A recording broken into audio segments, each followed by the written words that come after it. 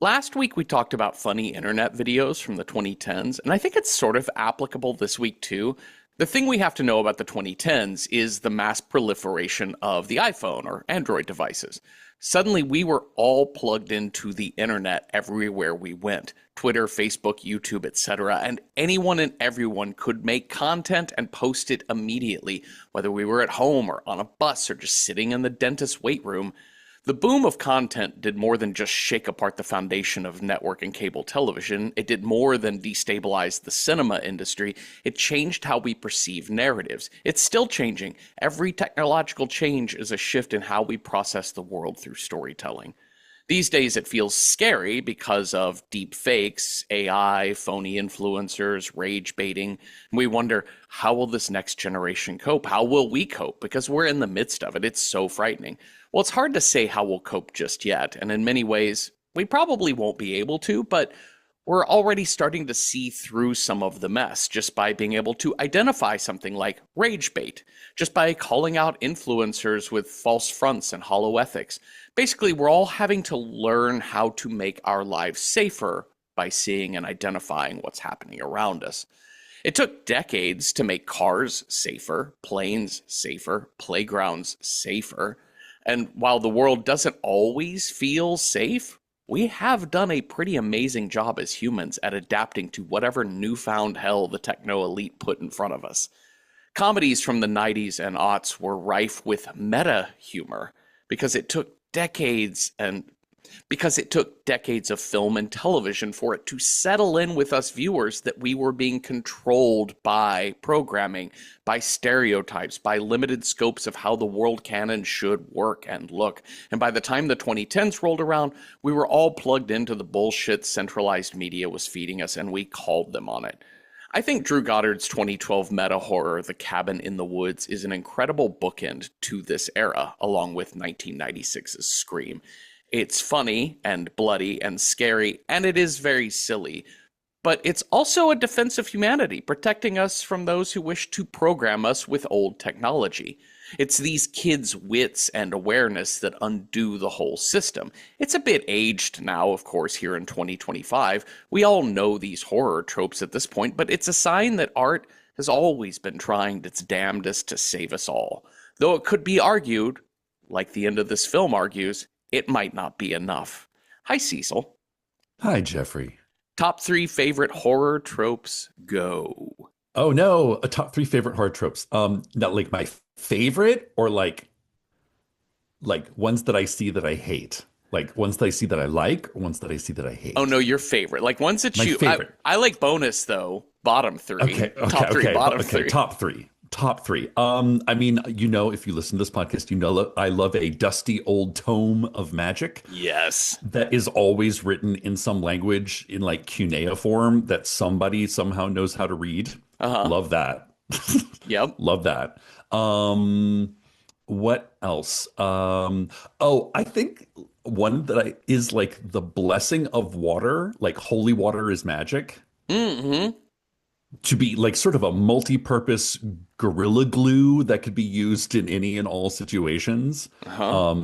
And you could just be like, yeah, adjacent to that is like you take any two sticks of wood and they become a cross. Sort of that, sort of the Yeah. instant Christianity starter kit. Mm-hmm. And my third favorite horror trope is Hey guys, stop kidding around. no, that's bottom. That's bottom three for sure.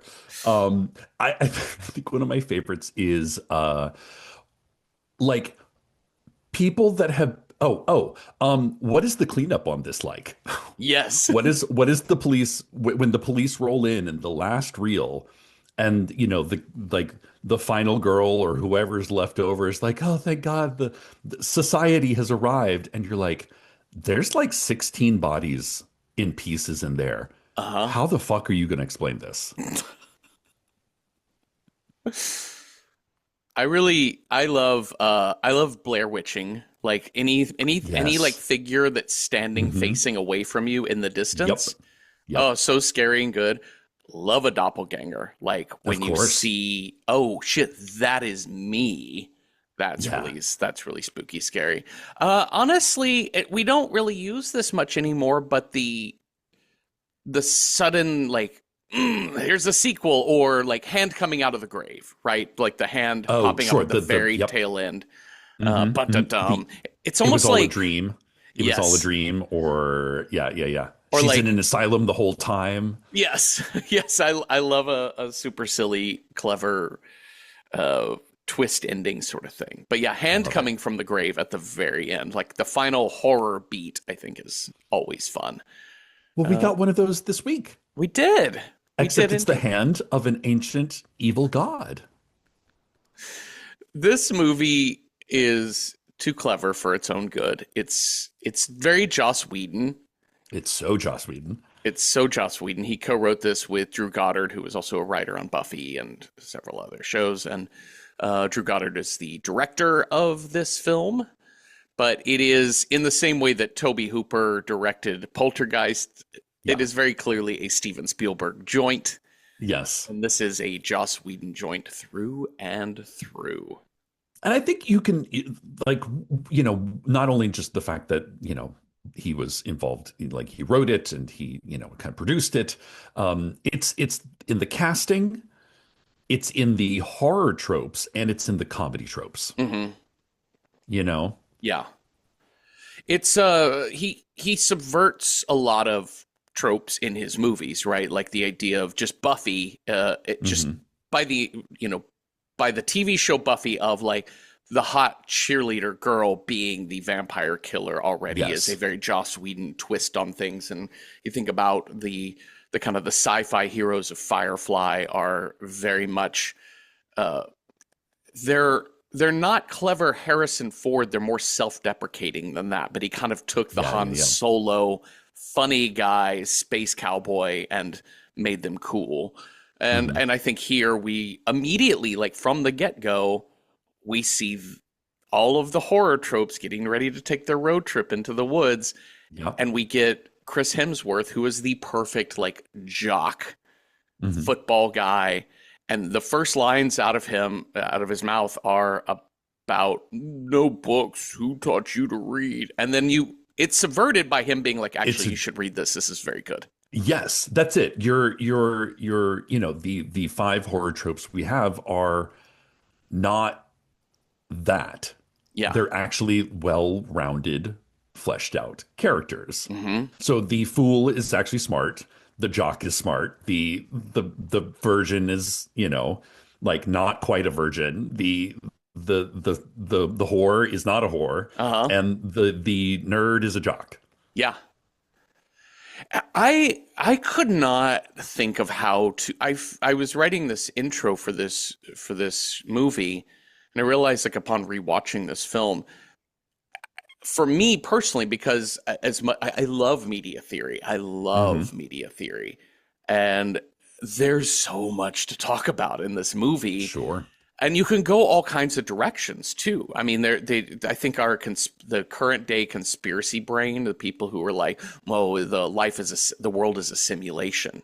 It grew up in the same era as this film did, which Sure. is the Truman Show, right? It's Yeah. We literally have a character named Truman in this movie. yeah, yeah, and so it's sort of like think it. No matter where you fall on whatever your worldview is, this movie has something that addresses that for you. So, all right, this is my second time seeing this film. You too, or you've Oh, seen I've this seen this quite a multiple? bit. Okay. I've seen this a lot. Well, Always enjoy though. oh yeah, for me, second time through, I'm actually clocking a lot more. I think second time through a movie like this, you realize like how much there is to take in that you Yeah. can't get the first time around. Even the credit sequence, which is just different types of art depicting sacrifice. Yes. Throughout the ages. Uh huh. But then we only get so far into that. And then we cut to a very interior office building scene with two like amazing actor, like award-winning actors, Uh huh. Uh huh. which is Hadley and Sitterson as our like office guys. And they're talking about, Hadley's trying, him and his wife are trying to get pregnant. His wife is so excited that she's already put in safety child cabinets, but she's also put them on like the top cabinets as well. And, Uh-huh. it's not bad. It's just kind of annoying. Citizens kind of listen. It's like, are you listening to me? And then jump scare credits, This is Richard Jenkins and Bradley Whitford, and I love them. They're so good in this. right?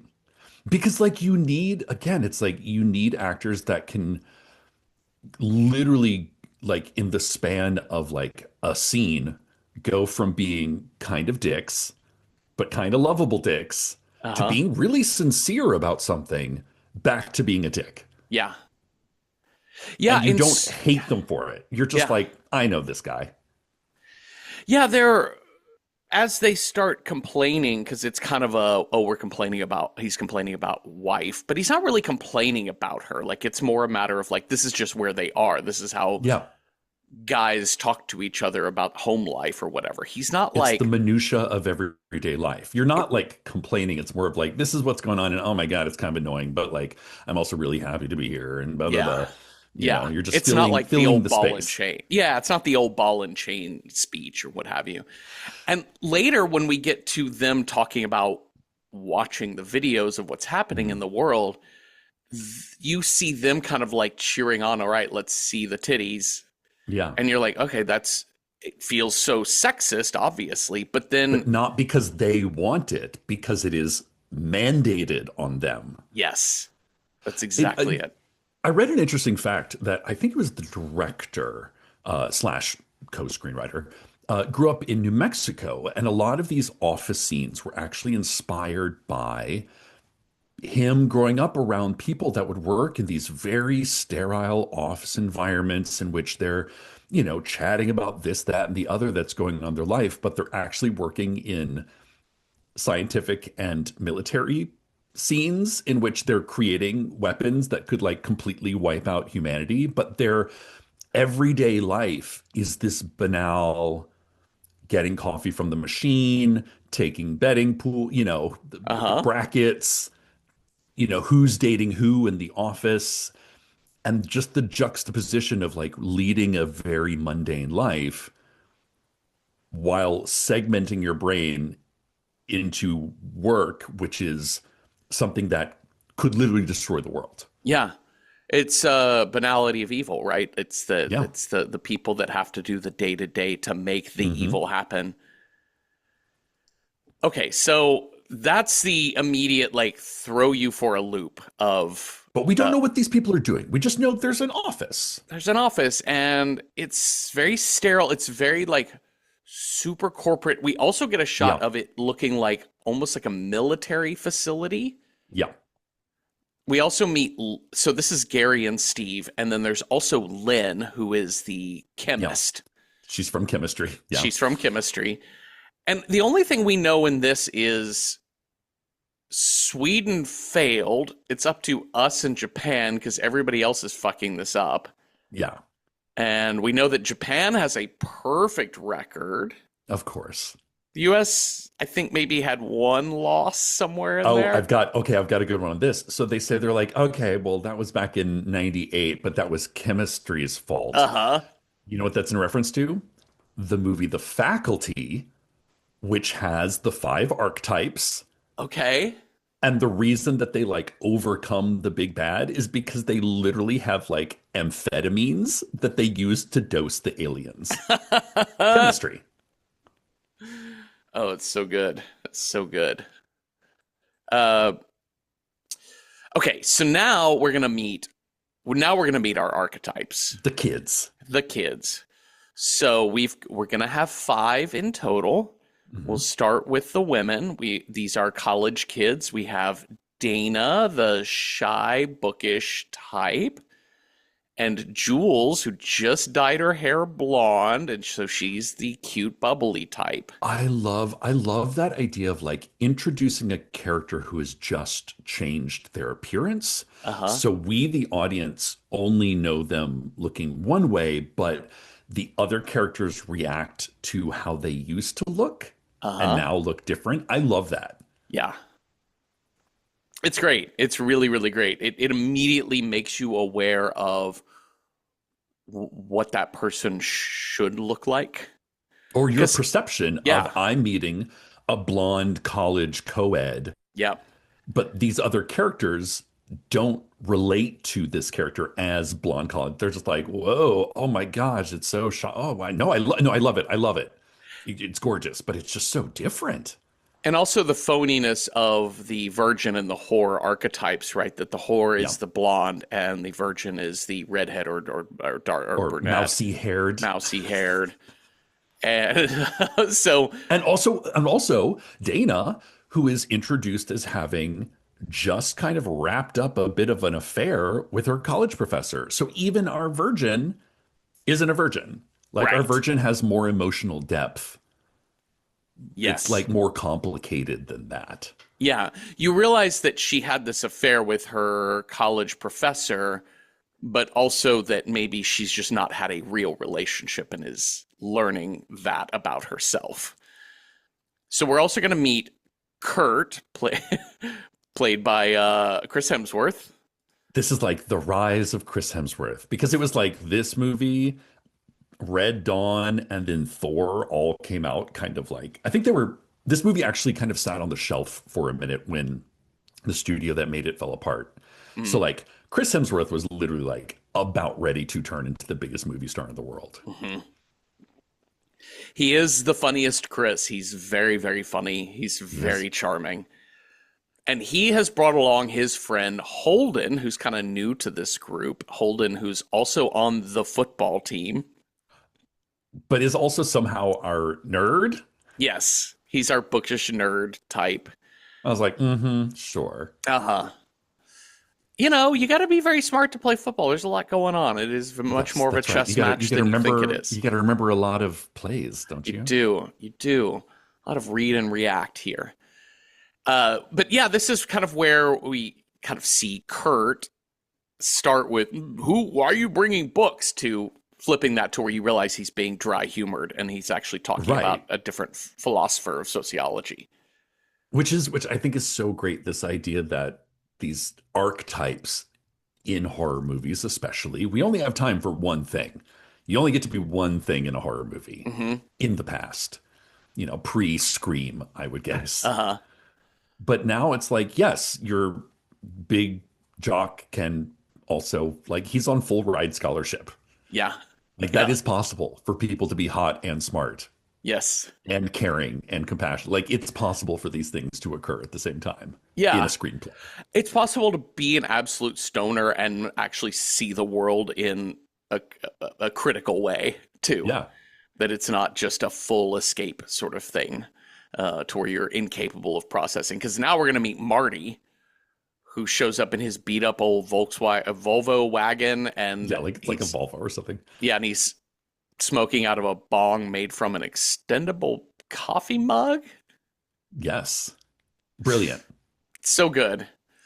Uh, yeah, time to hop in the RV and go to the cabin in the woods. And we see up on the roof as they drive away, there's a man with an earpiece radio going, "The nest is empty." What are these Uh-oh. people? I the first time I saw this movie, I was completely taken in. I really like I was led down the garden path. I was like, how are these two seemingly different movies going to intersect? Mm-hmm. And it really the first kill in this movie doesn't happen until like at least 45 minutes in. Yeah. And I don't think you get an understanding of why these two movies are connected Yeah. until a little bit after that. Yeah. So Marty has this interesting speech in the RV that I kind of just bypassed before, but this time he's talking about going off the grid for just a couple of days. Like Yeah. it's really needed. Like no cameras. It's all Hmm. ironic here. Yeah. No cameras, no No cell GPS, no cell phones. phones. And he just says, he kind of makes this whatever argument that maybe society needs to crumble. Maybe we've gone too far. Maybe we've built the Tower of Babel too high and God We've needs to smite it. overcorrected. Yeah. We've filled in all the cracks with concrete. We've Yeah. we've industrialized and filled in everything that used to be mysterious. Yeah. It's so interesting the read on this movie. I feel like it's only in the last like sort of 10 years maybe that we've kind of gotten into the younger generation and like the phrase okay boomer and Karen Hmm. and things like that Hmm. that I think is targeting what currently sits as the oldest generation now, which is the baby boomer generation. But there is something to these older gods. They actually exist in the current world of technology. And that's a thing that we sort of forget about even in our current day and age, which is what are the phones doing to the kids? I Sure. forget the book that came out a couple of years ago, the Anxious Generation or whatever it was called. But that book kind of like forgets the boomers are on this too. Like the 75-year-olds are Oh also yeah. consuming the media Oh yeah. and they are using it for their older ways of thinking about how we should be controlled. And that's who You these know, elder gods are. And I just think it's really ingenious to have the college kids versus the baby boomers, even though that wouldn't have been the generations back in 2010 or whenever. sure. Okay. Oh, I forget. One of my I favorite mean, tropes is the babe, Harbinger. of course. So good. You've got it. Because, okay. So once you go off the grid, once you are in you can't just like leave.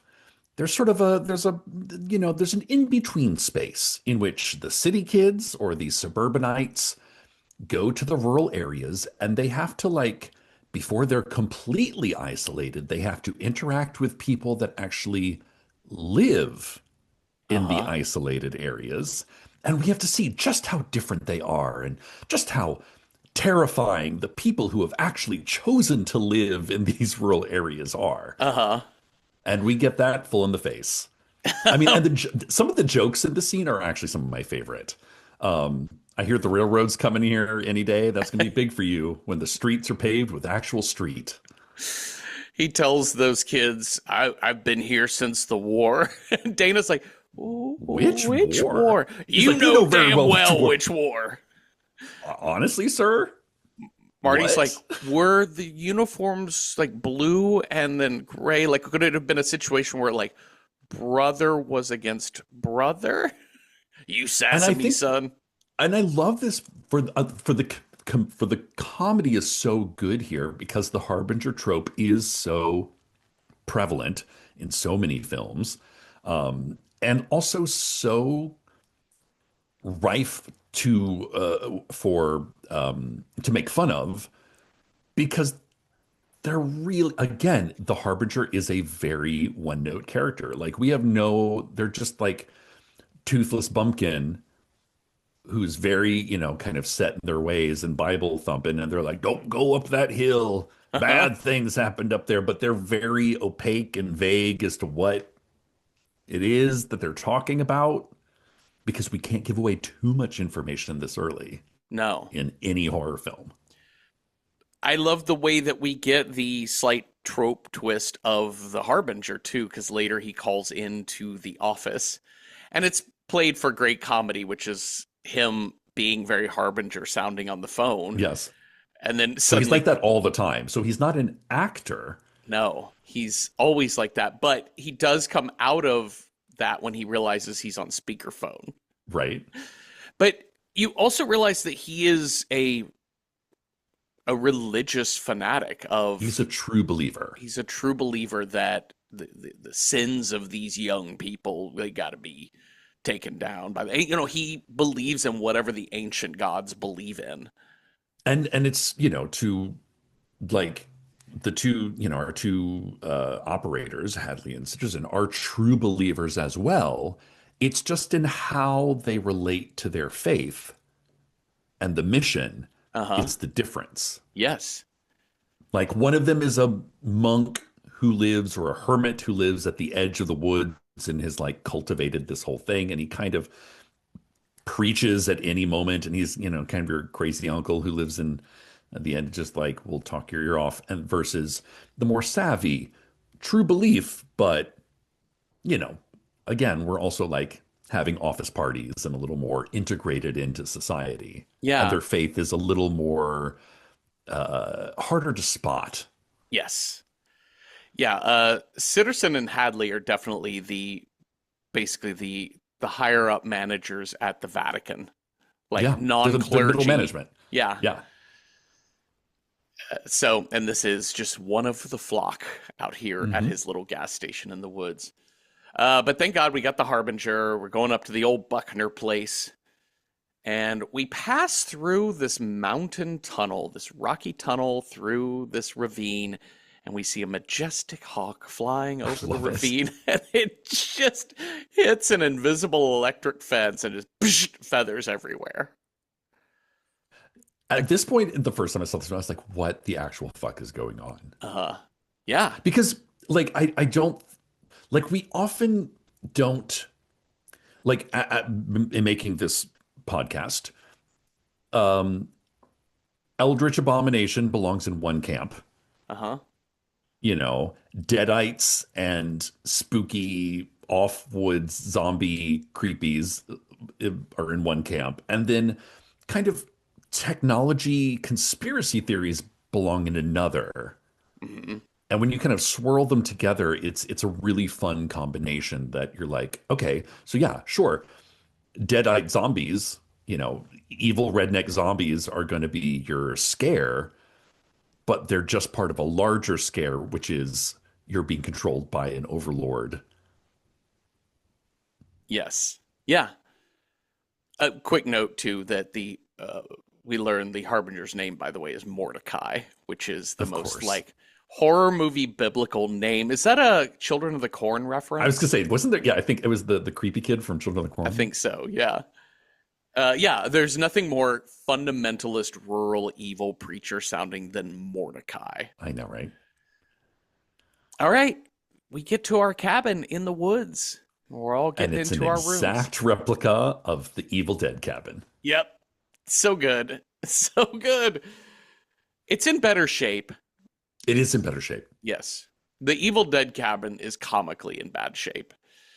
Uh, so they get to their rooms in the cabin, and all right, Holden gets into his room and he sees a grotesque painting I have up in the YouTube background of people on a hunt and things eviscerating animals. Like And eviscerating a goat. yes. Everything is terrible. And he's like, what is it? He says, yeah, I don't think so. And Yeah, I don't takes it think so. off the wall. And what he sees is a window into Dana's room. And One way mirror. he realizes quickly it is a one-way mirror that she cannot see him. And as she's starting to unbutton her shirt, he thinks about it. And he's like, absolutely not. Okay, hey, hey, hey, hey, hey. And he has to show her what's been going on. He has to be a gentleman about it. Yes. And again, love this moment, love this beat, because it's another sign that we're going to subvert these tropes. This is Joss Whedon's trope subversion, often for comedy and entertainment. And I think here it becomes a critical part of the plot that if these kids aren't wittier and more empathetic than other horror kids, Yeah. because it's not just being a gentleman, it's also like he truly is like, I would not want this for myself, and Yeah. I should not have her going through this. And Well, I yeah, mean, it's a couple things. He doesn't watch her undress, which, listen, any, Porky's-esque uh-huh, an 80s horror movie is like literally it's a group of boys with like binoculars up to their eyeballs mm-hmm, watching out for titties. mm-hmm, He alerts the entire group, sharing information amongst the tribe yes, as to what the fuck is going on, which is that fucking never happens. Of uh-uh, like, hey, why don't I tell my friends something unusual that's going on rather than be like, oh, that's weird. Doop yeah, a doop a doop a doop a doop. Back to making s'mores. And then afterwards, he offers to swap rooms to make Dana feel a little more safe and comfortable.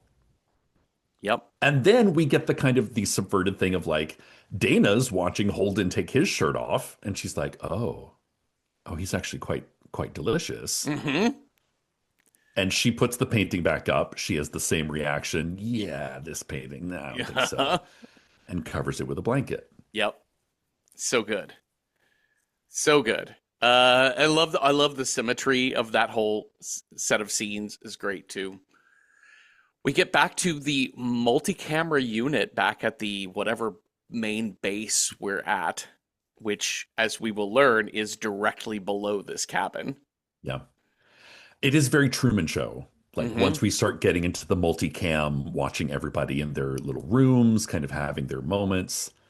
Yeah, and we hear we hear Hadley and Sitterson talking, and they say, "Well, we're going to need a quote scenario adjustment because the kids switched rooms. Like we weren't Yeah. expecting what's supposed to happen. Is what we just said in these '80s horror movies.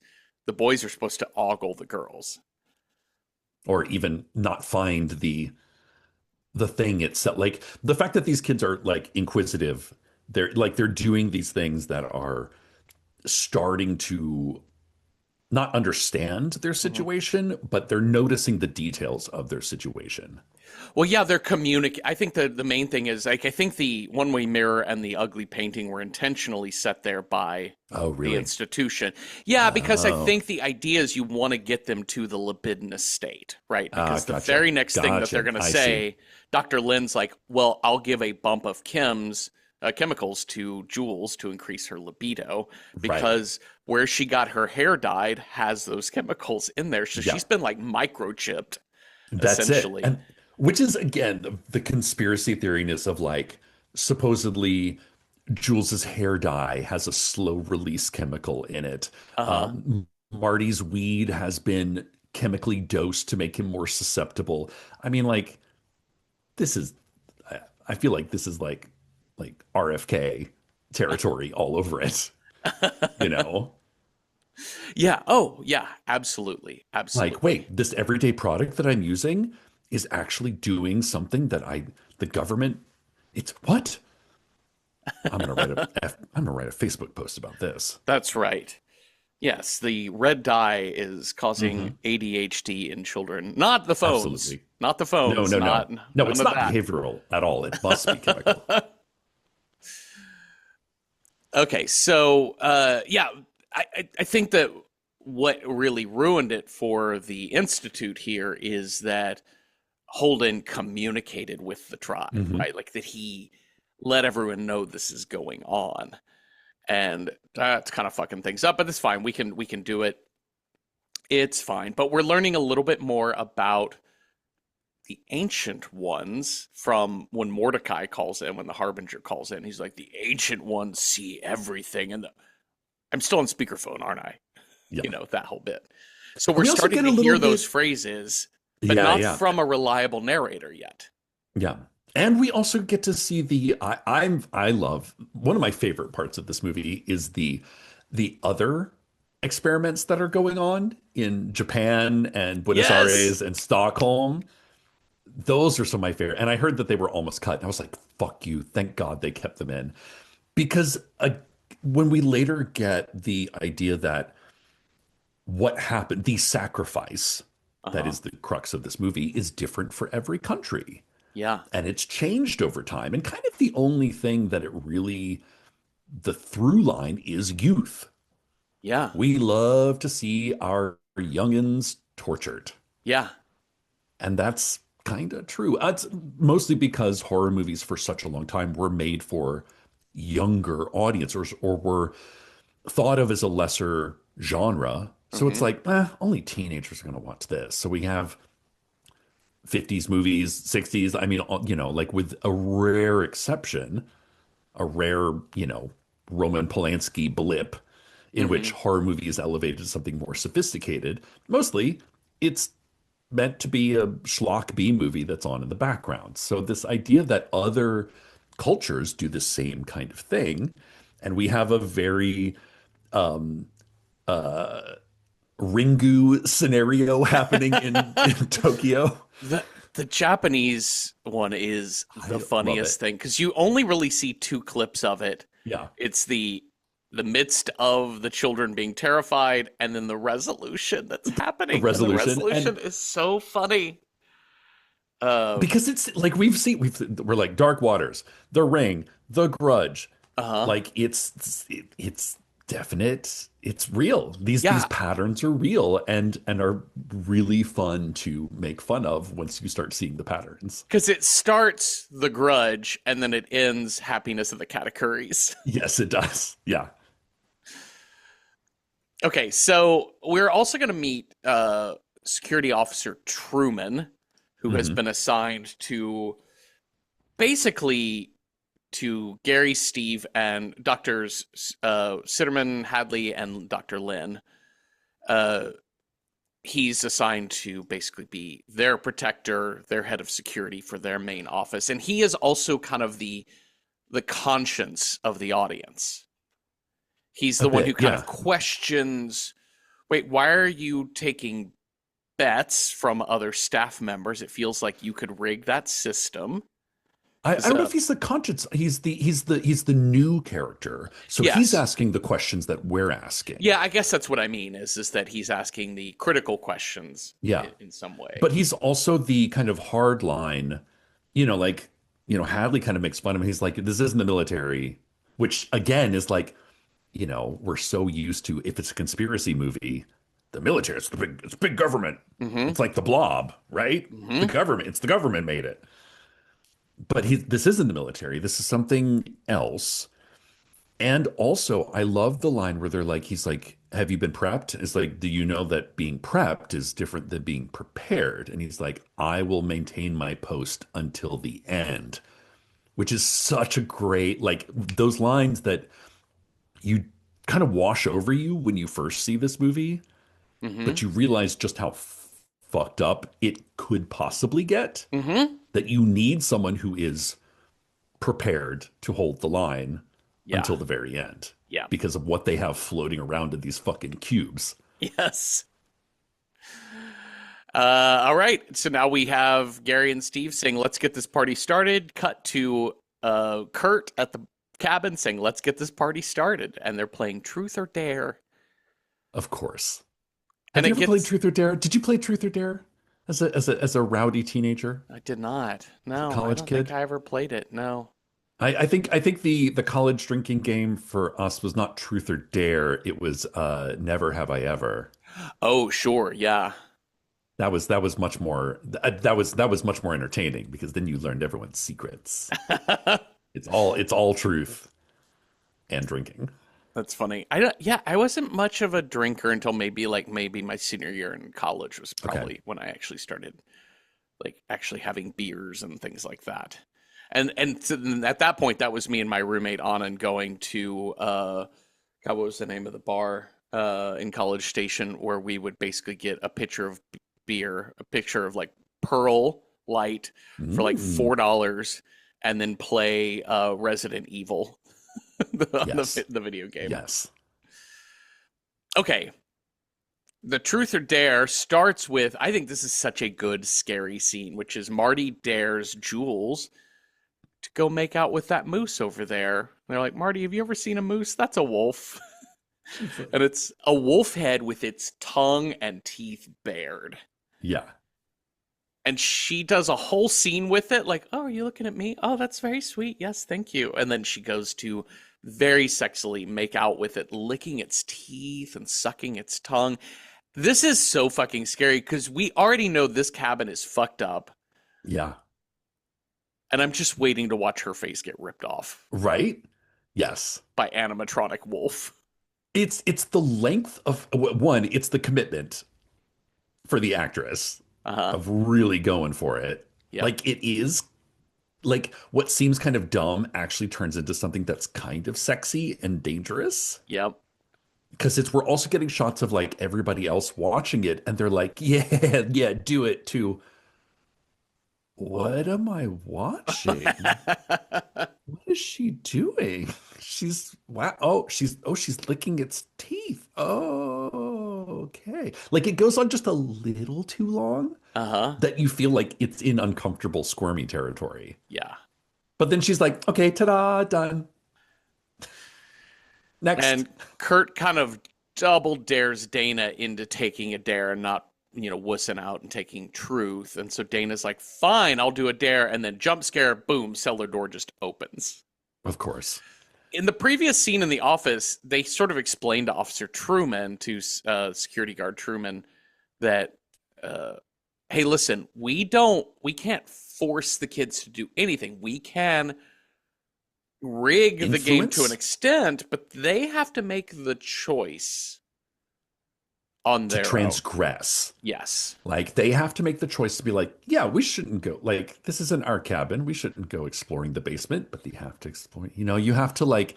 That's the thing that these horror movies are always, especially the classic horror movies, the 80s, 70s, and 80s, is Uh-huh. like when youth kind of test boundaries and go beyond, they Uh-huh. need to be punished.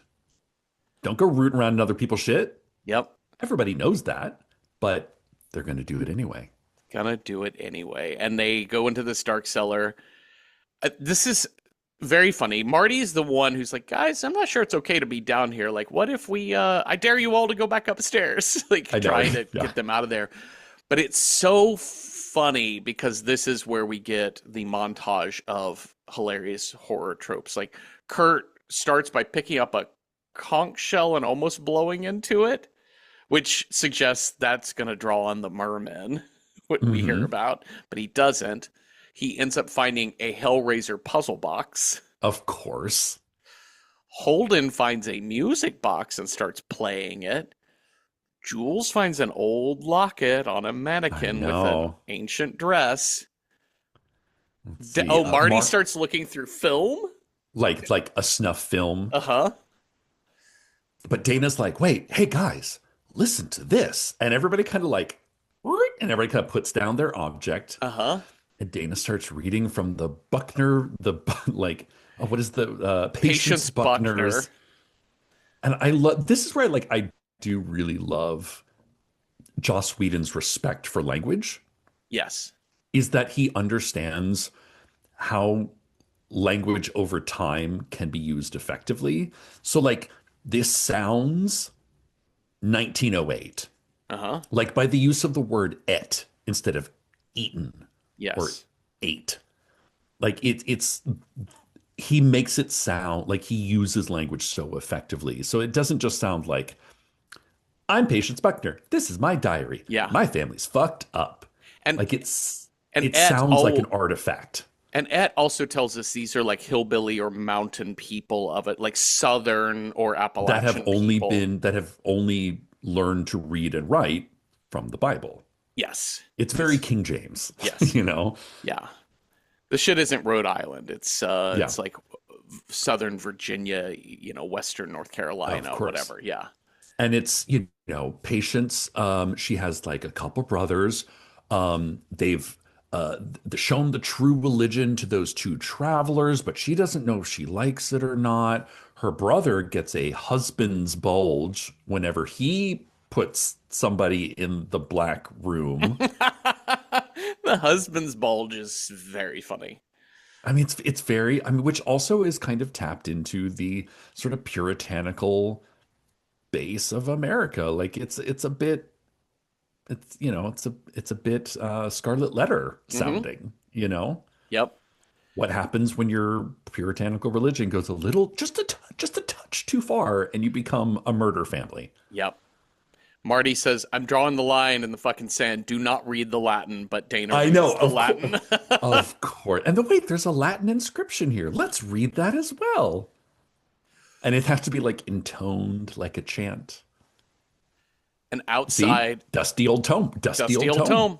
And outside, zombies rise from the earth, and we cut back to the office. Gary announcing, we have a winner. It's the Buckners. And so in the prep to this, the office has been taking bets. Hmm. We don't really know what they're taking bets on just yet before we get into the basement. But like everybody, it's the office comedy of like the intern has to make decisions like, well, the maintenance is kind of called that one. It's like, oh, do I put I don't know. And Lynn, who's very kind of like moral finger wagging, but she also has a bet that she wants to make as well, but just Uh-huh. does it really subtly. And then we actually finally see the board, which to me is like one of my favorite. parts of this movie. And every time I watch this movie, I do pause it to just go through some of the things that are on the board, like the Scarecrow folk, Dragon Bat, Dismemberment Goblins, Unicorn, Redneck Torture Family, of course, a Jack-o'-lantern, Merman, zombies, Reptilius, witches, Uh sexy witches, huh. Deadites, obviously. And I love this one. There's just one that says Kevin. Well, witches and sexy witches is such an interesting thing too, because we actually have this beat where one of the employees was like, "Hey, I should win because I bet zombies." And you're like, "No, that is different than zombie redneck torture family. Yes. Those are two different things." Yes. Yeah. Like zombies are like Dawn of the Dead. Yes. Redneck torture zombie. That's like The Hills Have Eyes. Yes. Yeah. Okay. Back to the cabin. We're all back upstairs. We're all being sexy. Jules is being really sexy. They've been firing off gas in there, which is causing Jules's libido to go up, Hmm. and also for Kurt to be dumber.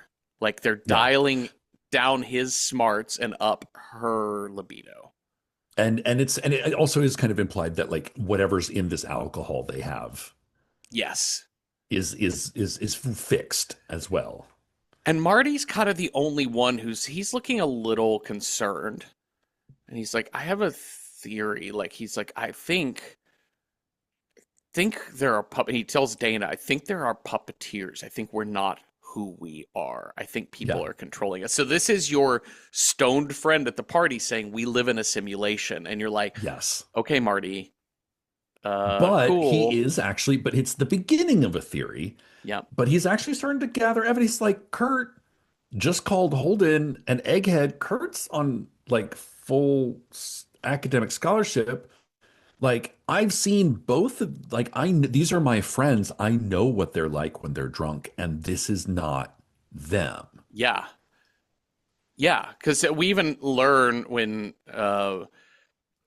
Jules gets all like flirty, sexy, dancy around Right? Marty, and we learned that like freshman year in the dorm they like made out once, and they've remained friends, and that's a different type of thing than like what Jules is doing to him there, being like the horror movie trope seductress type, like the Right. whore who has to be killed Yeah. in the '80s horror movie.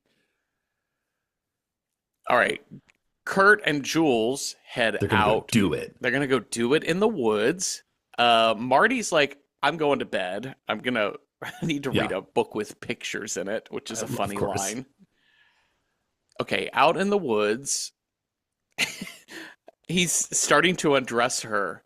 She's like, oh, but it's It's chilly. become cold. Let's go inside. Cut back to Gary being like, can we dial down the thermostat?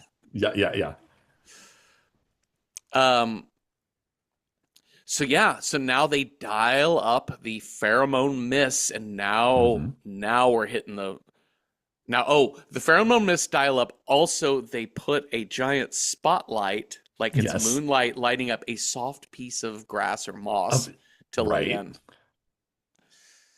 And now she's into it, and this is where we see Gary and Steve being like, "Come on, boobies," and because it's got to keep the viewer satisfied. That's why Hmm. they're rooting for it. And then there they are. We get the boobies, and one of them says score, and it's Yeah. more like I was thinking about like when I watch a football game Hmm. and I get excited for my team, being like, Right. yeah.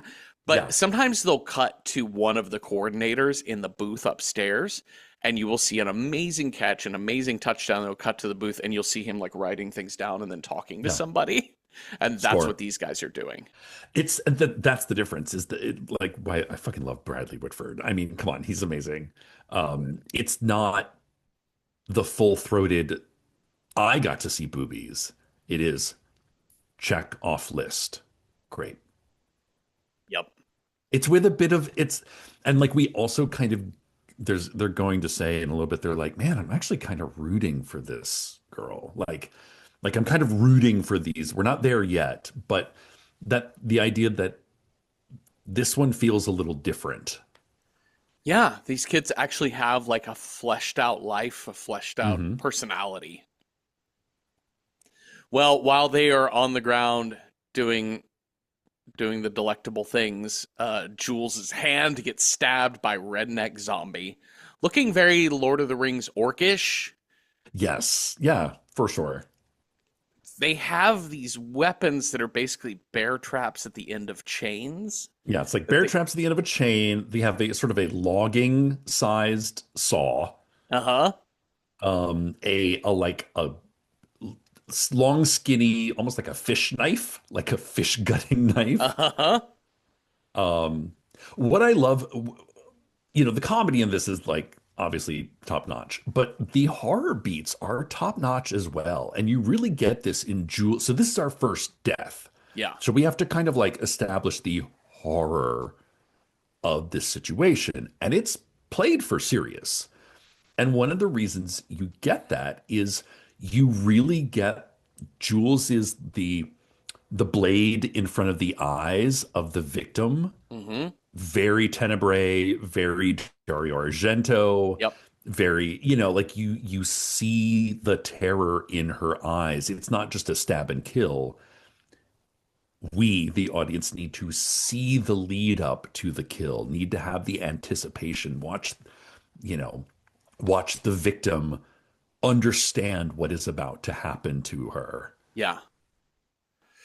Yeah, and it's Kurt being held down by the bear trap on the chain, and then we see the blade of the saw across her eyes, and it's very like quick, more in the sound than in the visual, Yeah. but she gets killed.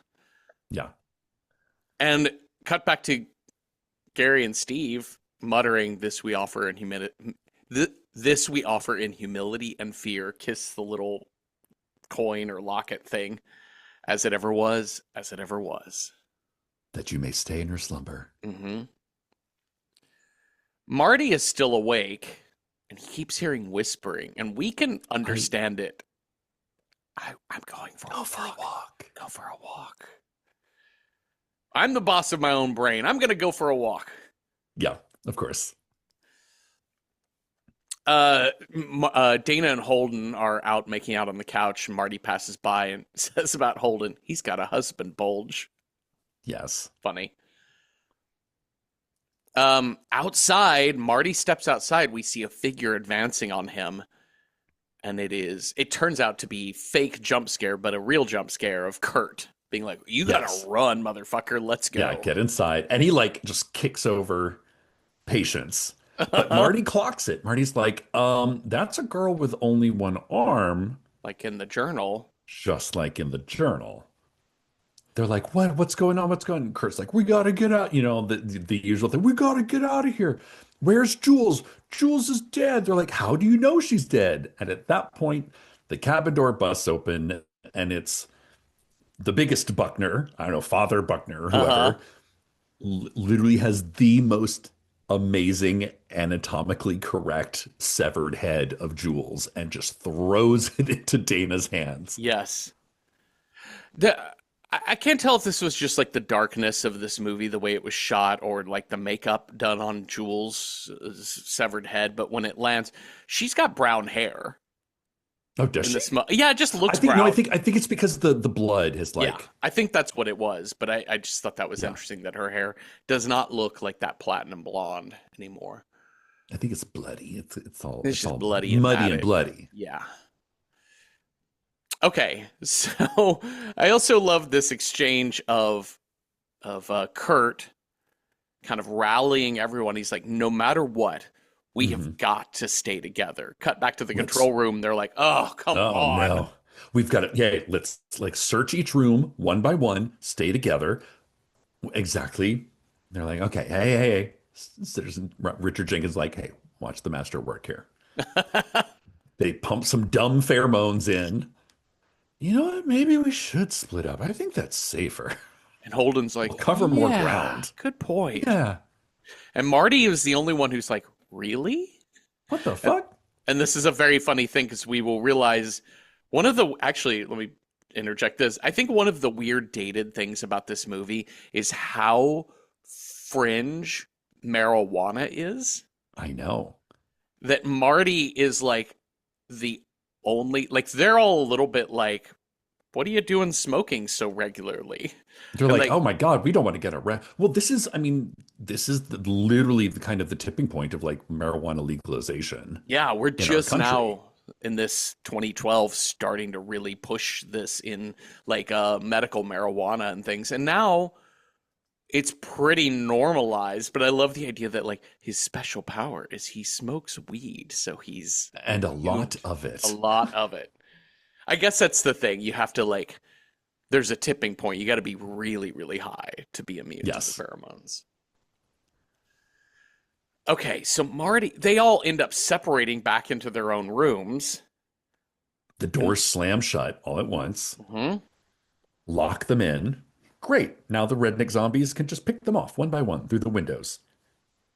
And Marty breaks a lamp, looks down, and discovers a camera inside of it and wires going all the way up to the ceiling. I mean, this is okay. One, this is really scary to me. This is a different kind of scare, obviously, than being tortured by a redneck zombie torture Yeah. family.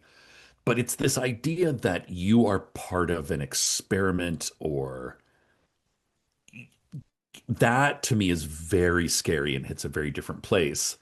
And I think, like, the way Fran Kranz plays this is really like he's really disturbed by this. Hmm. But then that immediately swaps. He's like, wait, I'm on a reality TV show. My mom is going to be so disappointed. I look like such a burnout. Yeah. It's that moment of like, what if your life was being recorded without your knowledge Hmm. and Yeah. then commodified to put out into the world? Those are two different things. The first one's scary because who the fuck is putting cameras in your home? That's your like paranoia, freaky, you know. Yeah. Just because you're paranoid doesn't mean they aren't out to get you. Uh-huh. But the idea that we have done this to ourselves, a la the Truman Show, a la reality TV, is the second, like, oh my God, when you actually look at your life, you're like, oh Jesus, the things I said, oh, my actions, oh no, maybe I don't want to have my entire life presented to the world for public consumption and Yeah. entertainment. Also, What would my mom think, you know? also, a boy's reaction to finding a camera in a room is way different than a girl's reaction to finding a camera in a Sure. room. Sure. But it's very scary, like this moment of realizing you are part of some experiment, and you see him that moment where he kind of thinks maybe this is all reality TV, like we're being played. And it's the difference between having his theories were ideas, like I've seen Kurt drunk before, that this isn't it, versus here's tangible proof. Yep. This room is bugged. But he gets grabbed through the window, he gets knifed in the back and dragged away and killed off screen. Yep. Now we also have this sort of pattern that's beginning, which is every time a character gets killed, Jules, now Marty, is they're like they go to a wall, they pull a lever, there's like ancient clockworks that Mm-hmm. all click, click, click, click, click, click, click, click, click, and it sort of breaks a vial of blood that seems to go drain down into some sort of stone carving that we Yep.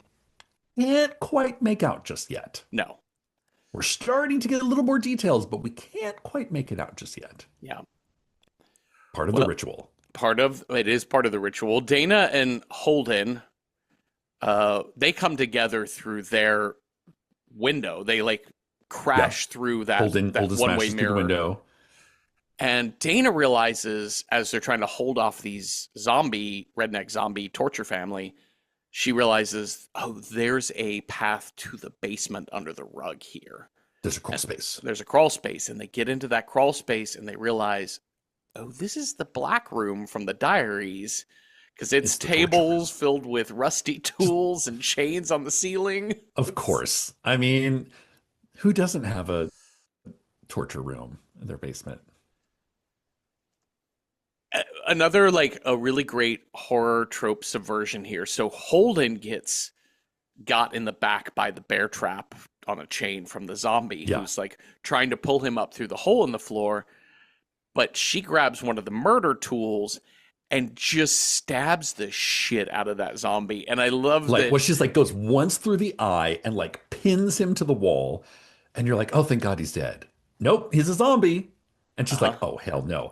Grabs a nut and just like cook, cook, cook, cook, cook, Yep. cook. Like, Doing the thing but that nobody ever does in horror movies where they like stab the killer once in the side, I drop feel the like, oh, knife, he's and gone. run. He's dead. Yeah. Yep. But we do get the sort of the manipulated version, which is Sitterson sort of like presses a button and it causes a mild shock, which makes her drop the weapon, Oh, yeah. Yeah, which yeah, is the yeah. classic Halloween thing of like, Jesus, just why you keep dropping the knife? Don't drop the Oh, knife. don't turn your back on the killer and don't drop your weapon. Yeah, absolutely. And I mean, this goes back to when we talked about the birds, right? Like Tippi Hedren Yeah. asking Alfred Hitchcock, why would my character go upstairs? And he's like, she goes upstairs because I told her to, because Yeah. that's what I said to Because do. that's what has to happen. That what we really want is not logic in our characters' decision making. What we want is to watch people get killed. Yeah. To find new levels of horror. Yeah. So Kurt comes in and finds them. Now our characters are reunited. They make a break for it out the cellar door. They get into that RV and take off.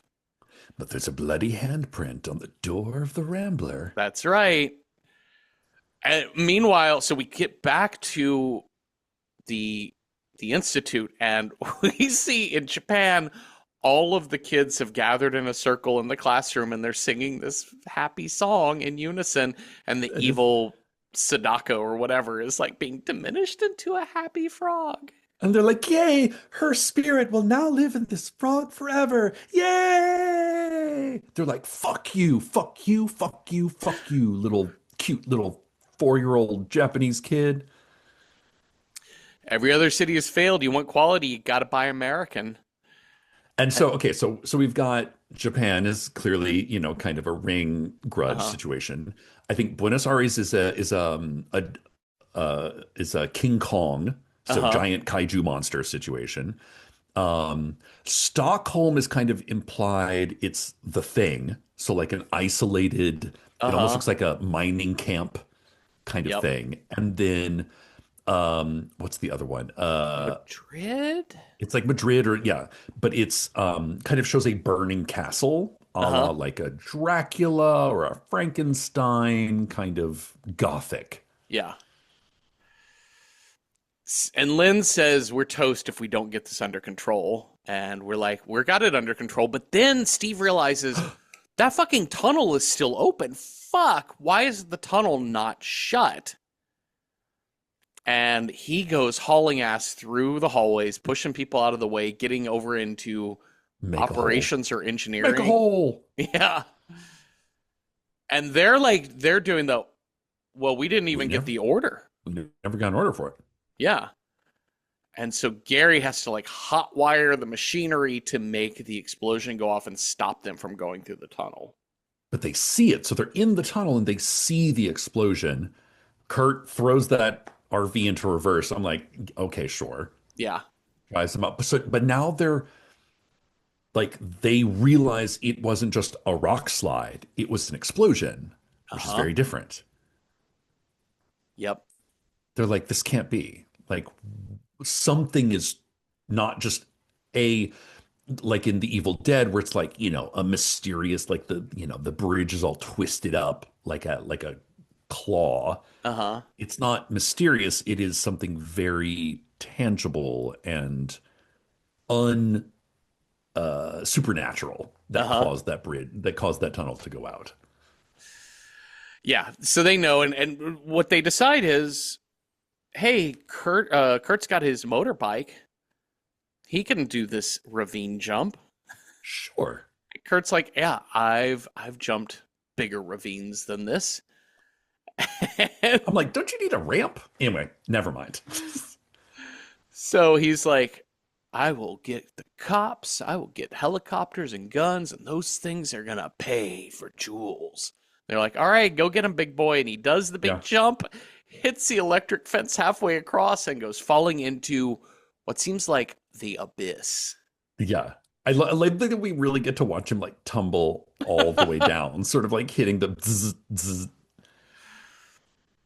It's This is very where cartoonish. Dana, very cartoonish, but this is where Dana's character really like starts to like 'cause she's like Marty was right. Yeah. Like her and Holden are back and they're like Holden's like, okay, we're just gonna drive out the other. She's like, no, there won't be a way out. He's like, but what if we park the Rambler and run through it? She's like, no, there's people making us stay here.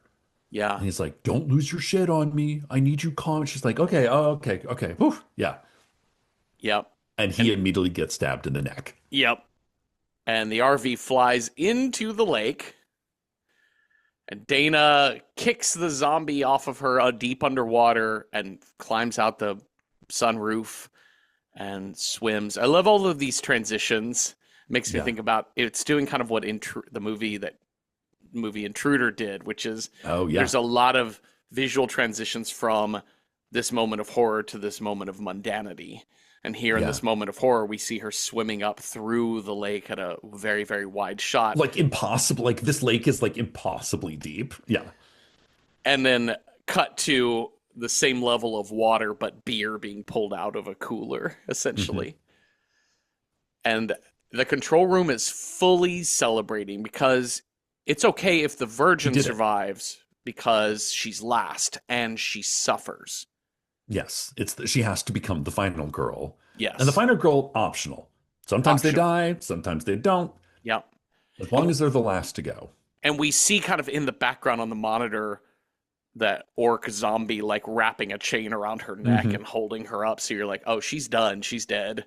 Yeah. And I love this is like the REO Speedwagon song is like playing and everybody's having like a, like, yeah, we did it, you guys. Meanwhile, there's this like horrible fight to the death happening on the monitors that they're not even paying attention to. And there's a moment where Sitterson, Richard Jenkins, is going over to the people from the tunnel who were supposed to blow it. And he's kind of teasing them. They're like, listen, we didn't get the order. And he's like, it's not a big deal. Everything's fine. Don't worry about it. I'm not mad. They're like, there was a power reroute from upstairs. It was a weird glitch. And he's like, power reroute, red phone on the wall rings. I love it. This to me is honestly some of the best acting in the film is like when the people that we've seen so cool, calm, and collected and in charge of everything are fucking terrified. Mm-hmm. And when Bradley Whitford is like, yeah, this, no, we absolutely, okay. Just that quiet, like, whoever the fuck is on the other end of that line, like the stakes are so high. Uh-huh. Like, it's like when the president calls, Yeah. and that, I love it. I It's so love it. good. It's so And they're good. like, clear the room. Everyone shut the fuck up.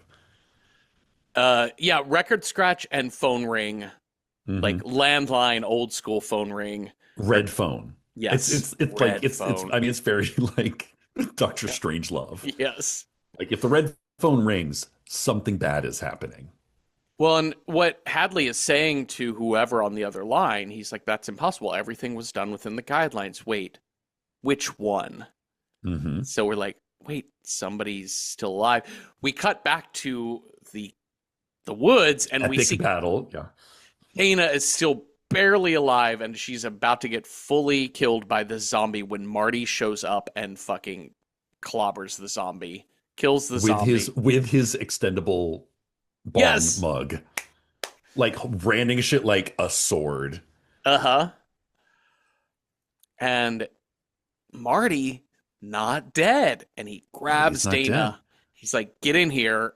She's like, "Why are we getting to a grave?" He's like, "There's a door." There's like they had to come like which I love this idea that they had to come from some like how do you escape an inescapable room Hmm? filled with monsters? You go through the portal, which the monsters appeared in the room, Yeah. Yeah. which And we think it's of as a one-way doorway, but in fact, doorways go both ways. they do. They do in fact. It's like as above, so below. You got to go Hmm. deeper. Just keep That, going that, further that's and it. further in. Like we don't know, like all we know is that we're in the worst situation. So what could possibly be worse than this? It's a ton. And this is where I love this idea of there. This is where the movie really, I think, starts firing on like all cylinders Yeah. because it's now we have them trying to figure out what like the kind of the environment changes so drastically in Hmm. which we have bloodied, battered Dana and Marty in this very clean, sterile environment Uh-huh. is really shocking. Also, one of my favorite sort of running gags is like the zombie arm that makes it that because it's like bits of he's like, oh yeah, I had to dismember him with a trowel, and there's just like a pile of zombie parts that are still animated, Uh-huh. and it grabs his face like, God damn zombie arm. Which is funny because that will come back And momentarily. then and Yeah. then, once they get through their, like a security guard, which actually distracts, it's like, good work, zombie arm. But yeah, they find this hatch that doesn't go to a cellar, it goes to this institute, this like clean, sterile It's an elevator. elevator. We're gonna go down this elevator and on this glass elevator ride.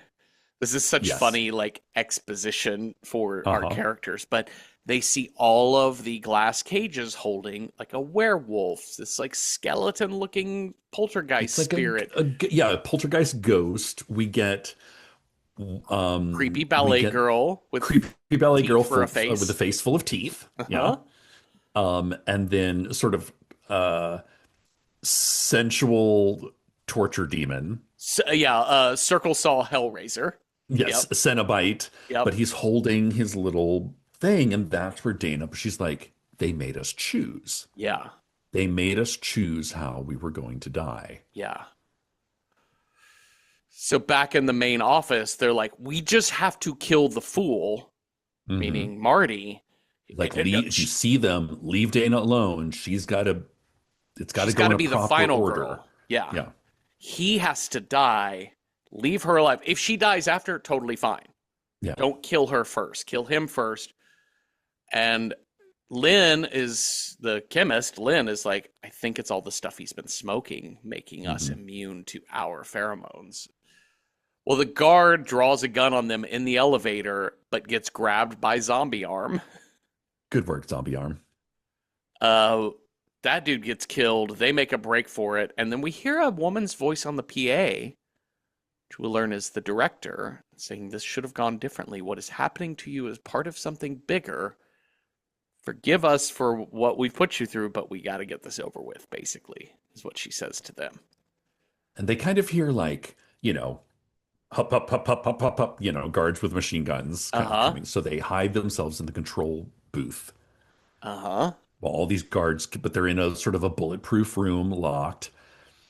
And we see Dana, I like a big red button, literally a big red button that says like purge system. Yep. Why would you need that?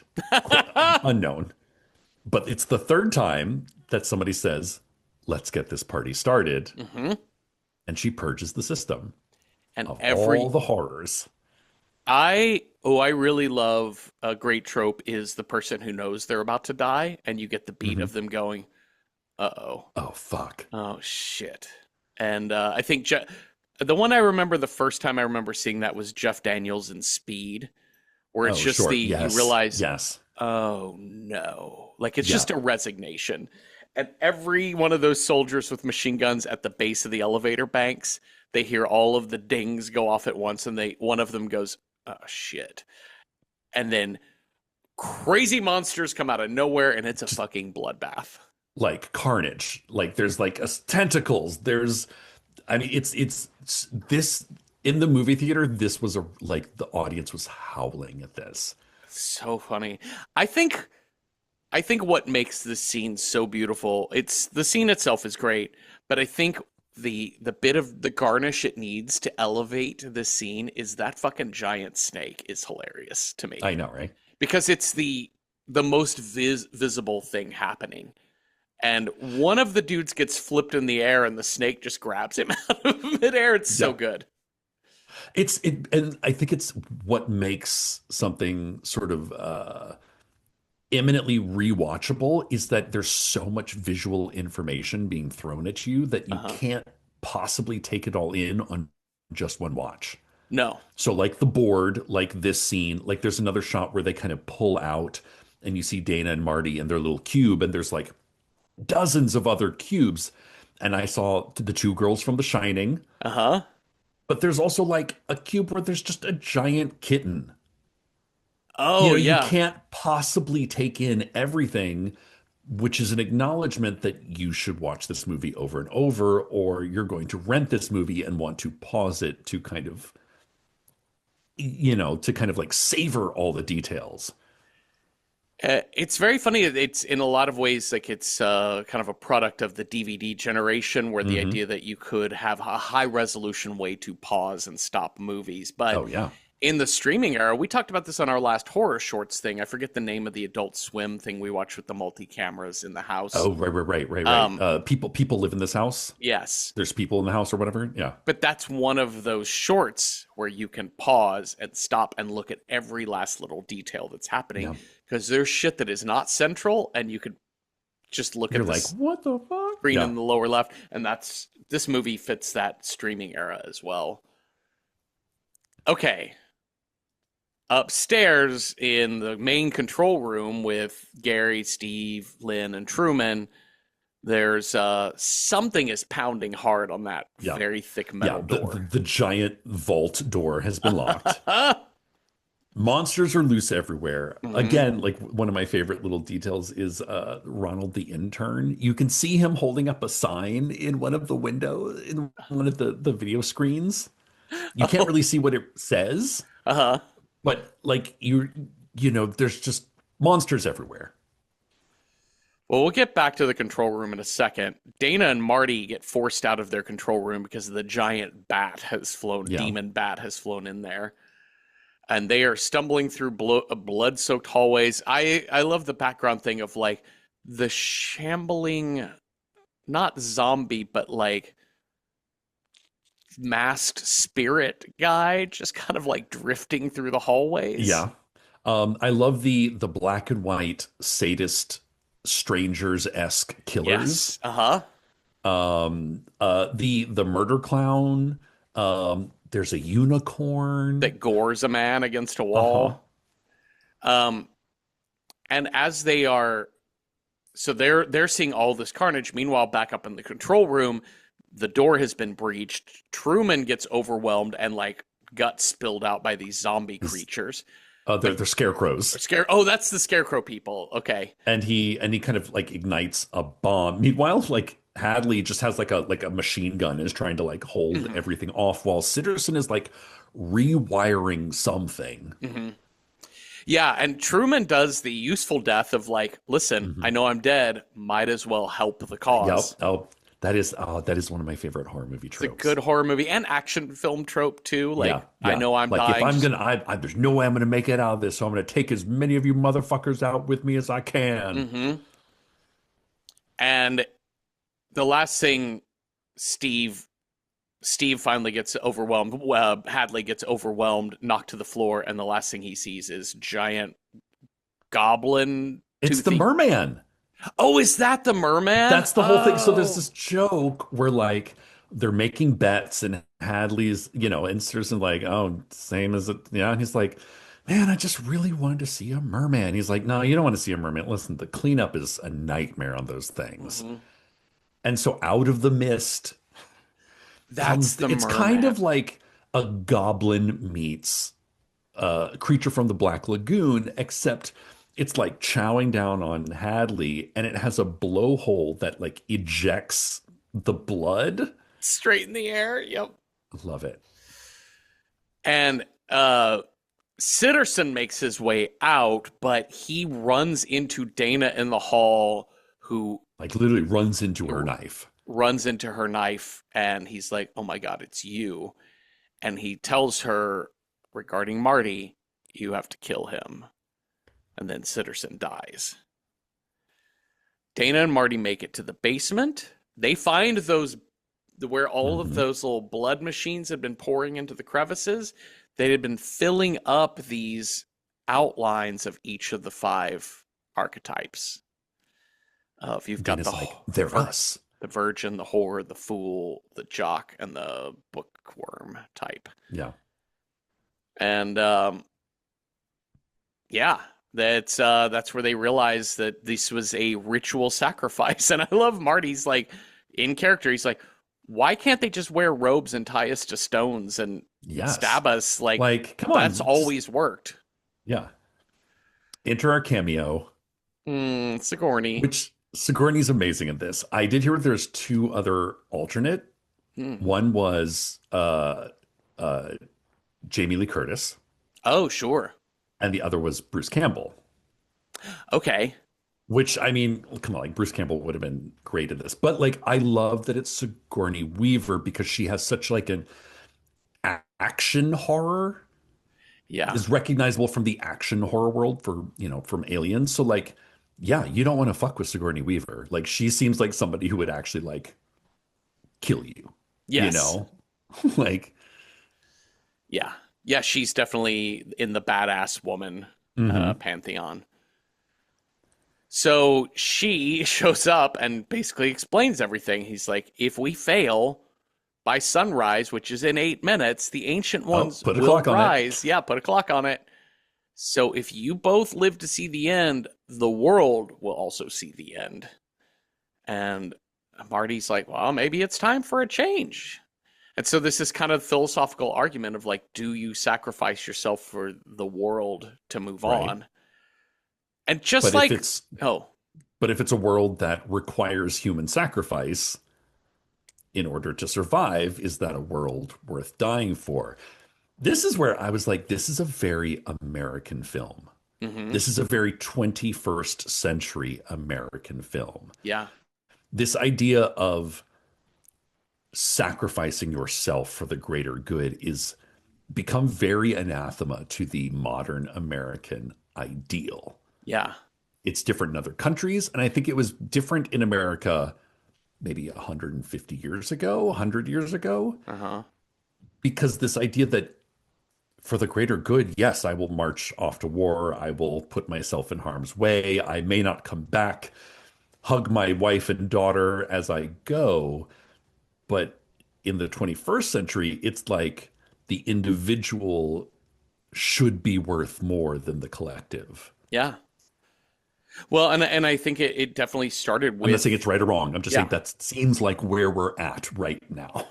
I mean, I think the place where you can put a pin on that is post-industrial revolution, post-World War II. So you start talking about Hmm. the baby boomer generation being the first generation to kind of come up in broad middle class wealth, Yeah. and also start battling against the notion of wartime. Right, the invention Hmm. of the television for the baby boomer generation Yeah.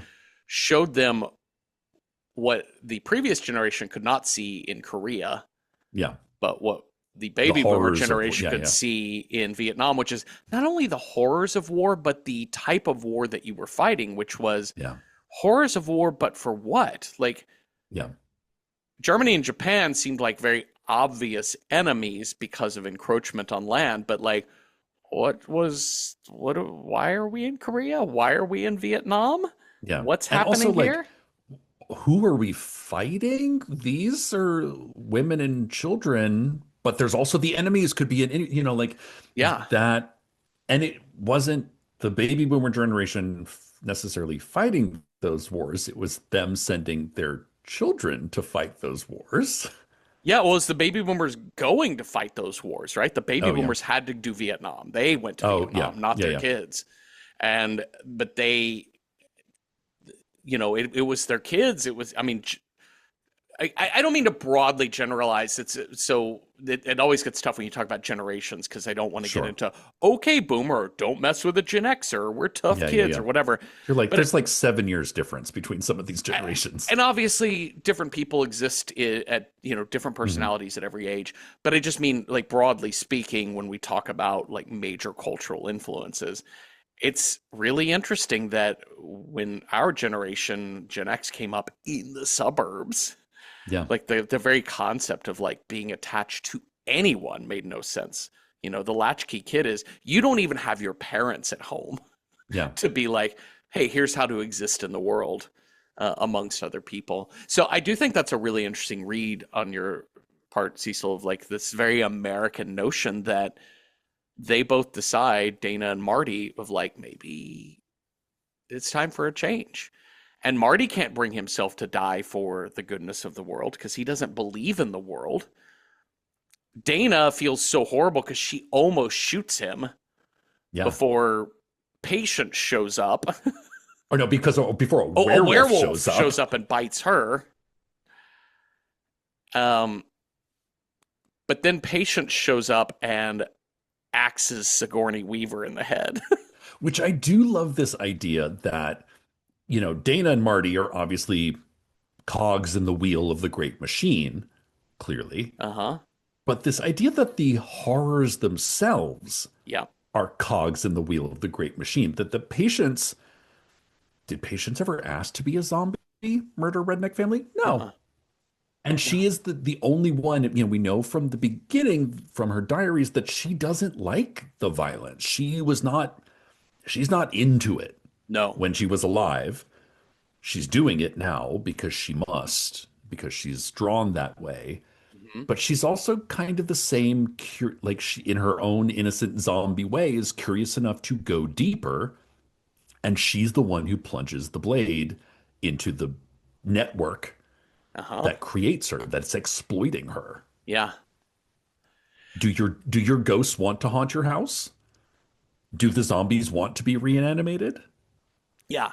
Yeah. And yeah, it's very interesting that, and it also kind of shows that in a lot of ways, these, because all of the horror scares, all the horror monsters, they're all caged up. So they're the Yeah, products. They are animals, no matter what, yeah, whether they are humanoid or not. And when the animals get free, they don't behave in the same way that humans are going to behave about sure. getting free. But there's so much to this ending. I love your American read on it, as in like the individual over the others. I also think that there's something very American about these gods don't feel that ancient to me, other than in appearance, right? Like the idea that they're these like eldritch, Hmm. Hmm. underworld like gods. They feel very American to me. They feel like a culture that we built and that we maintained through the media, and that the media and the culture demands that things remain the same. And when you look at a backlash against the Me Too movement, when you look at a backlash against DEI, when you look at a backlash just at having a black president, and I think there is a system in which we all work in, whether it's capitalism or whether it's just broadly like something cultural or whiteness, that we Sure. want to hang on to it desperately, even if We we know it's think we're flawed. against it. Yeah. Yeah, we're like, we know like this is fucked up, but I still put one foot in front of the other every single day and contribute to it. Yeah. I continue to be controlled by it and I continue to benefit from it in some way. Yeah. And I think that that's maybe Marty's reaction to it too, being like, what if we hit the reset button on all of it? Um, Again, a selfish thing, I suppose, Yeah. because that's just global terrorism. What if we destroyed all of humanity in order to start over? Well, it's just Dana and Marty now. They're kind of giving their I'm sorries, and I think it's so They're having interesting. Huh? What's that? they're having their Heathers ending. Yeah, yeah, The like the debt you've been put through hell, bloodied, blown up, and you're just going to pull out a cigarette because there's nothing else to do but wait for your own destruction. uh And huh, just the final conversation of like, yeah, okay, how are you doing, sweetie? Yeah, I'm all right. I'm all right. I'm all right. Fuck it. I don't even smoke weed, but I'm going to take a drag off this, Uh-huh. you know, off this joint. Yeah. They're And like, maybe the next, the the fight against maybe that'll be something. They're like, yeah, I wish I could have seen that. wish I could have seen giant evil gods. Yeah, that would What a have been a sight. fun weekend. Giant hand bursts up through the cabin, and I love that you pointed that out at the beginning of this episode, Cecil. I didn't even clock that that is the hand coming out of the ground trope. But of Yeah, course it is. of course. Um, the end. Amazing. Shall we rate this film? Yes, let's. Okay, let's talk first in rating just about approachability. If you are horror movie averse, how approachable is this film? I'll give you a scale of 1 to 10, 1 being do not approach this film, 10 being you'll be totally fine to get near this film. I'll give Cabin in the Woods like 4 out of 10 taxidermy makeout sessions. It's legit scary. Like I think Yeah. it's legit filled with solid formulaic but well executed jump scares. It is gory. It is It's a so lot gory. of it's a lot like the Buckners are bad, Mhm. but once you get into like the melee of monsters, it is like buckets of blood. Yes. I don't, because it's almost all CGI, it doesn't feel quite as gross as even like Dr. Caligari felt like a grosser movie to me. Sure. Sure. Or Dead Alive, right? Like even a bloody Yes. film like Dead Alive. It's really only when the Buckners are part of the horror movie machine is it like that Mhm. leering on the anticipation of blood. It's, like watching something get stabbed a whole bunch.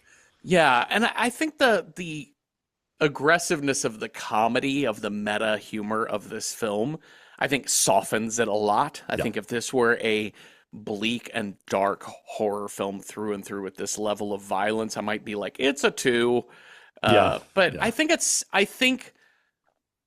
think the knowing nod to the audience is a way of like a roller coaster is a little bit less scary if you ride it with somebody who will hold your hand and kind Yeah. of just give you a warning of like, there's a loop coming up, okay? I got Yeah. you, you know? It's fun. We're having fun. We're doing this because we're having fun. And the movie constantly reminds you of that. It does hold your hand even through the scares. So, 4 out of 10 in terms of approachability.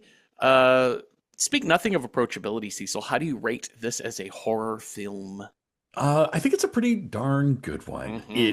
Like every time I watch this movie, the action and the comedy always stand first and foremost, but it really does like the horror is real. Like the understanding the depth of the references in how it's made, the practical effects are all pretty darn amazing. So I don't know. For that reason, I would give it 8 out of 10 ballerina music boxes. Okay, great.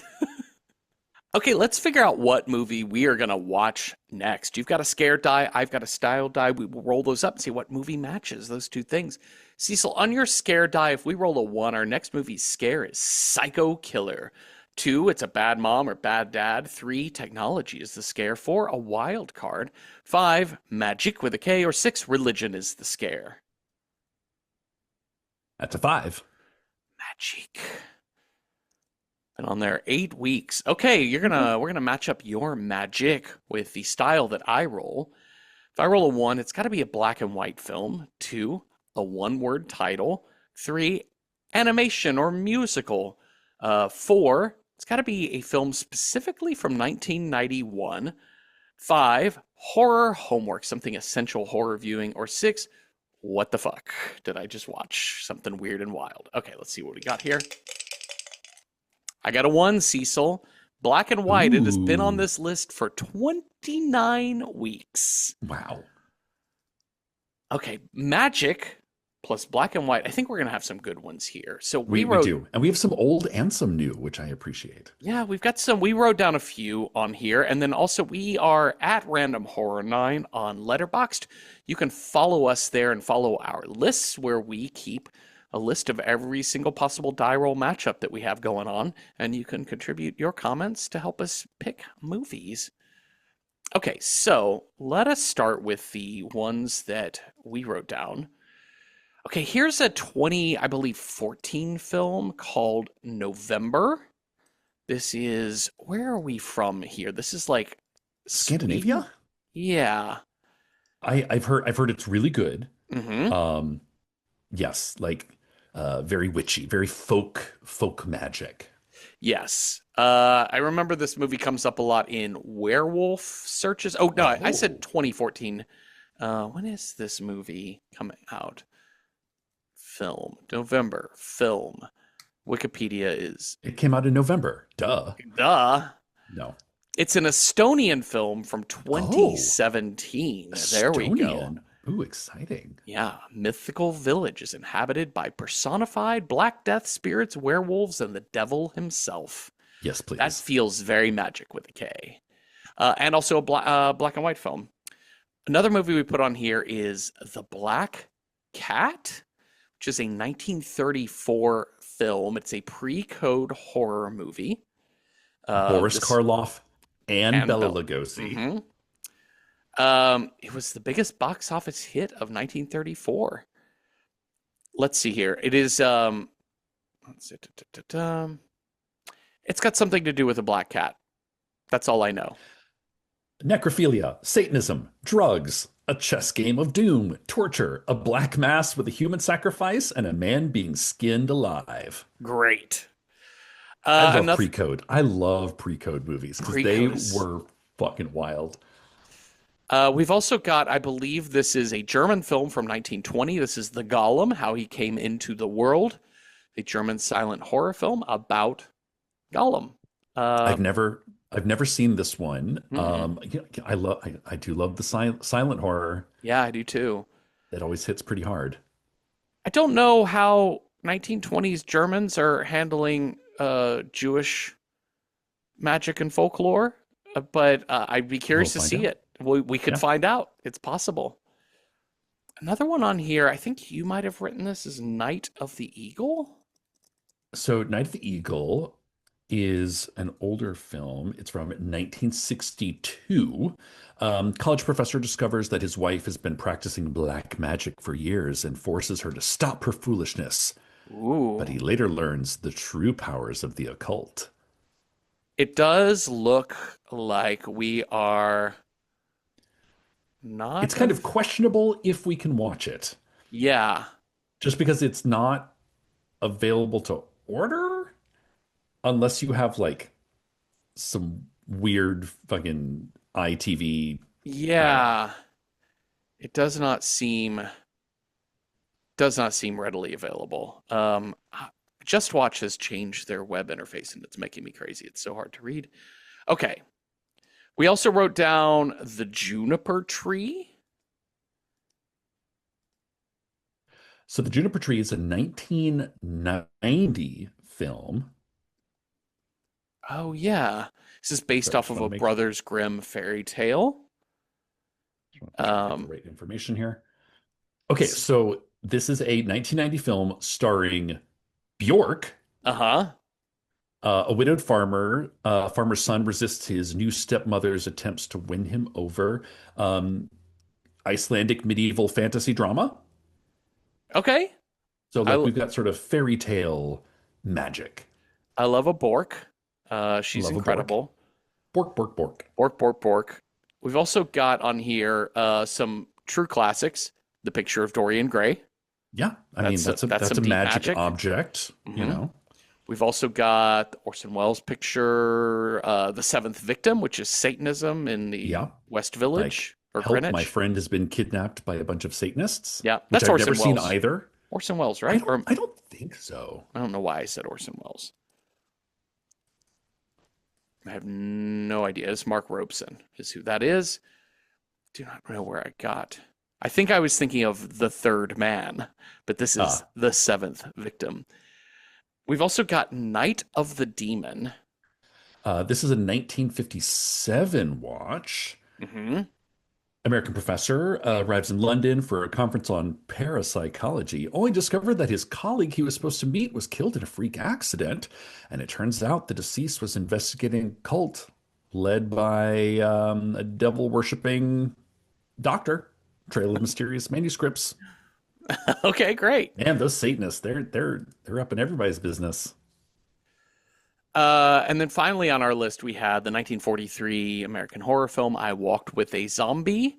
This is kind of pre-zombie as the George A. Romero version. So this Hmm. is going to be more dealing with voodoo and Hmm. Caribbean culture, and that's where the term zombie comes from. Um, so we could have Black and a white magic. black and white magic. White Hollywood goes to the Caribbean to explore their culture. What could What go could go wrong? wrong? So let's check out what the folks on Letterboxd had to say. We've got quite a few requests for A Field in England, Of course. 2013. Here's a description from Ash. Amid the Civil War in 17th century, a group of deserters flee from battle through an overgrown field, captured by an alchemist. The men are forced to help him search to find a hidden treasure that he believes is buried in the field. This is by the same director who did Kill List, if I remember Yes. right. Yep. And was it also the The Ritual? relic? The rich? The Ritual? That's the No, one about like the dudes who go into the forest, or I don't know. the descent? We're No. just naming films at this point. Hold on just a second. I'm so curious now that because I had this in my head. This was Ben Wheatley. That's his name. Yeah. Yeah, there you go. All right. What else do people have on here? What do we have here? Suspicious Beans suggest The Witch's Mirror, Oh, 1960 Mexico. We okay. love gorgeous gothic horror with crazy effects. Dr. Eduardo decides to get rid of his older wife, Elena, and he needs a younger model. But Elena's godmother, who's a witch, ooh, bad decision, Eduardo, Uh-huh. figures it out and wants revenge on Eduardo and his new wife. Luckily, she has a mirror to communicate with the dead. Teaser, part of the revenge plot, hinges on amputated hands. Ooh, fun. Okay. Man, L- ode to be making movies in Mexico in the 60s. Fuck That yes. shit seems like a fucking blast. Oh my God. Darbalis also recommends Night of the Demons. And actually, this is kind of an interesting tidbit. It's 100% on Rotten Tomatoes, and it's where the opening quote of Kate Bush's Hounds of Love comes from. Thank you Oh, for that little tidbit. interesting.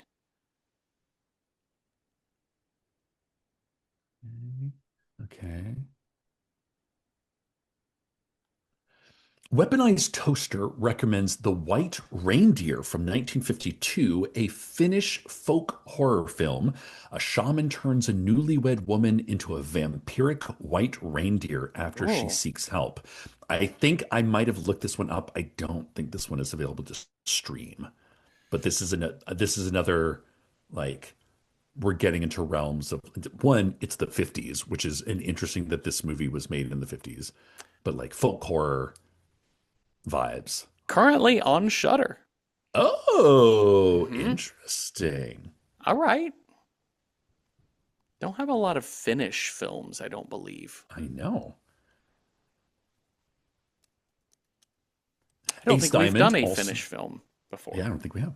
Ace Diamond recommends White Zombie, 1932. Bela Lugosi, a voodoo master who uses his power to transform people into zombies that obey his every command. Mm-hmm.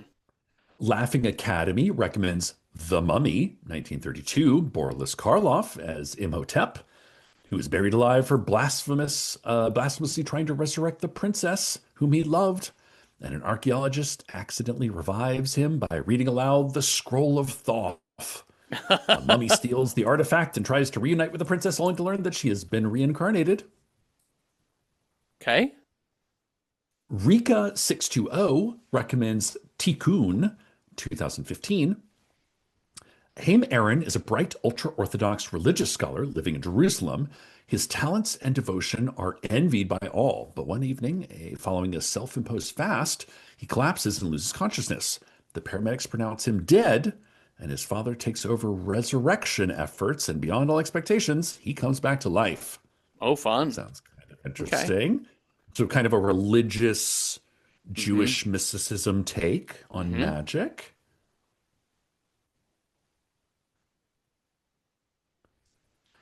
Uh, Selmert recommends Carmilla from 1980, a Polish movie based on the Sheridan Le Fanu's book.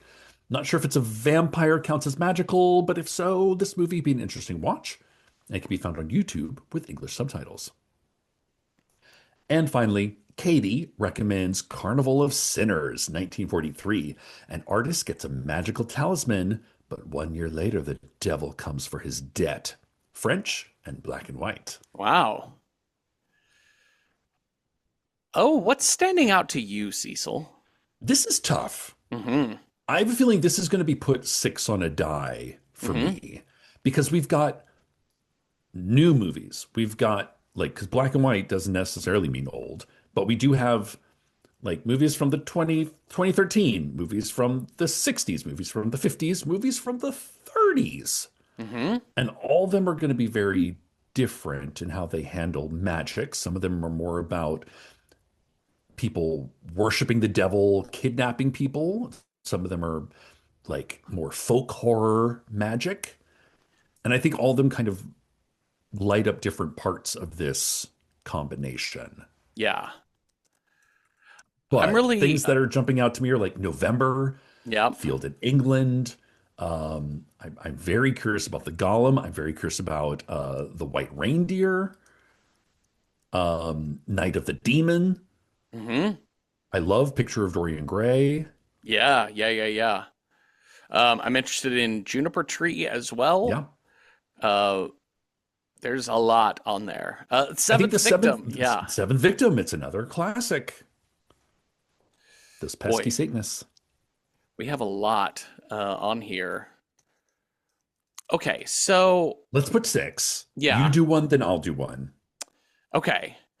Let's start with I'm just so curious about Finnish horror. I'll put White Reindeer on the Okay. list. I'll draft that. I'm gonna go something modern and say November. Okay, that's a good one. Good one.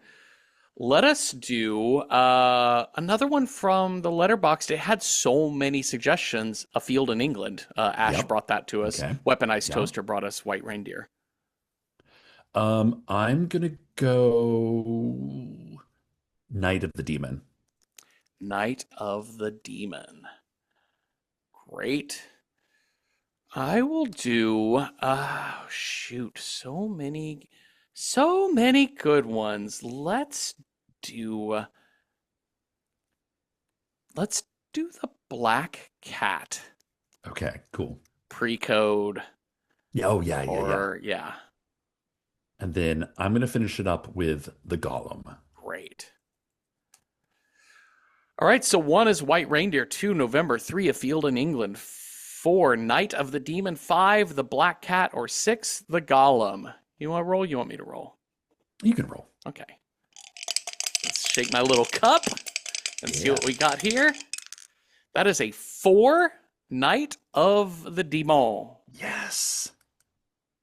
Okay. Let me just double check one last time. It is available. Here. Yep. Night of the Demon. Oh my God, Let's summon some Satan. Oh my God, let's get so much Satan up in this mess. All right. Okay. Well, there we go. Simple enough. I'm excited to get to some of these other movies, like White Reindeer. I really, For now sure. I'm really drawn to. Really want to see this. Well, thank you all for listening. Thank you, Cecil, for talking with me. And if you have thoughts on The Cabin in the Woods or ideas for other movies that would have been good black and white magic films, let us know at Random Horror 9 on Blue Sky, Instagram, or over on Patreon, where we have public discussion threads for every episode, and you do not have to be a paying member to participate. So watch Night of the Demon 1957 with us this week, and come on back next Tuesday for a new episode. Have a restful night with no pheromone sprinklers in your Airbnb or nothing. Boo! Boo!